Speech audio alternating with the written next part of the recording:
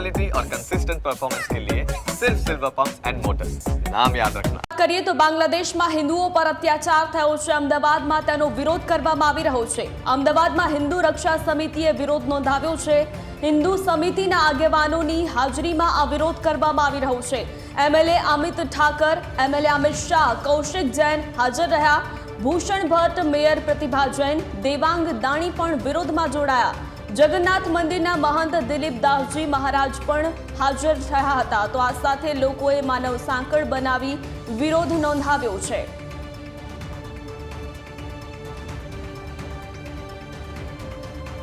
જે પ્રકારે સ્થિતિ નિર્માણ થઈ છે એમાં જો એક પરિસ્થિતિ એવી થશે કે ત્યાં બાંગ્લાદેશમાં હિન્દુ જ નહીં રહે સ્થિતિ થશે, તો આ સ્થિતિનો તાત્કાલિક નિકાલ લાવવો પડે।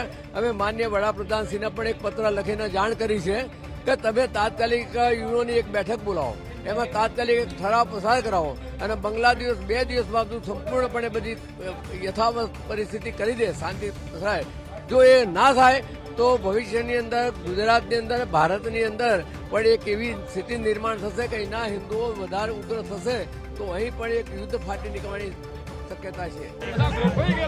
આજે વિશ્વ હિન્દુ પરિષદ દ્વારા બાંગ્લાદેશ પર જો હિન્દુઓ પર અત્યાચાર થઈ રહ્યા છે એના વિરોધમાં એક વિશાળ માનવ સાંકળનું આયોજન કરવામાં આવ્યું છે અને એમાં બધાએ નગરજનો જોડાયા છે।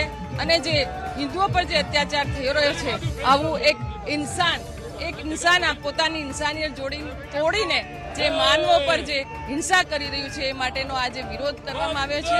સમગ્ર હિન્દુ સમાજ એક હે તો સેફ હે। જે રીતે બાંગ્લાદેશની અંદર હિન્દુઓ પર અત્યાચાર થઈ રહ્યા છે, ત્યાંના લોકો સમગ્ર હિન્દુ સમાજને ટાર્ગેટ બનાવી રહ્યા છે, ત્યારે આજે અમદાવાદના લોકો આ હિન્દુ જે સમાજ છે એની સાથે છે। એ માટે વિશાળ માનવ સાંકળનું આયોજન કરવામાં આવ્યું છે।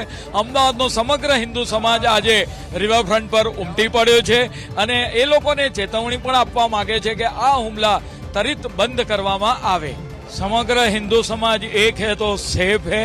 જે રીતે બાંગ્લાદેશની અંદર હિન્દુઓ પર અત્યાચાર થઈ રહ્યા છે, ત્યાંના લોકો સમગ્ર હિન્દુ સમાજને ટાર્ગેટ બનાવી રહ્યા છે, ત્યારે આજે અમદાવાદના લોકો આ હિન્દુ જે સમાજ છે એની સાથે છે। એ માટે વિશાળ માનવ સાંકળનું આયોજન કરવામાં આવ્યું છે। અમદાવાદનો સમગ્ર હિન્દુ સમાજ આજે રિવરફ્રન્ટ પર ઉમટી પડ્યો છે અને એ લોકોને ચેતવણી પણ આપવા માંગે છે કે આ હુમલા ત્વરિત બંધ કરવામાં આવે। ત્યાં આગળ હિન્દુ ભાઈઓ બોલી ના શકતા હોય, ત્યાંના સત્તાના લોકો તોફાનીઓ સામે પામણા સાબિત થતા હોય, તો એવા ટાઈમે ભારતની અંદર સડકો પર ઉતરી અને વિશ્વને અમે બતાવવા માંગીએ છીએ કે હિન્દુઓના પણ એક માનવ અધિકાર હોય છે, એની રક્ષા થવી જોઈએ।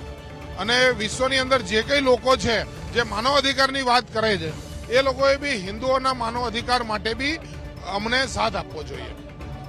બાંગ્લાદેશમાં જે હિન્દુઓ પર અત્યાચાર થઈ રહ્યા છે બહુ ખોટું થઈ રહ્યું છે।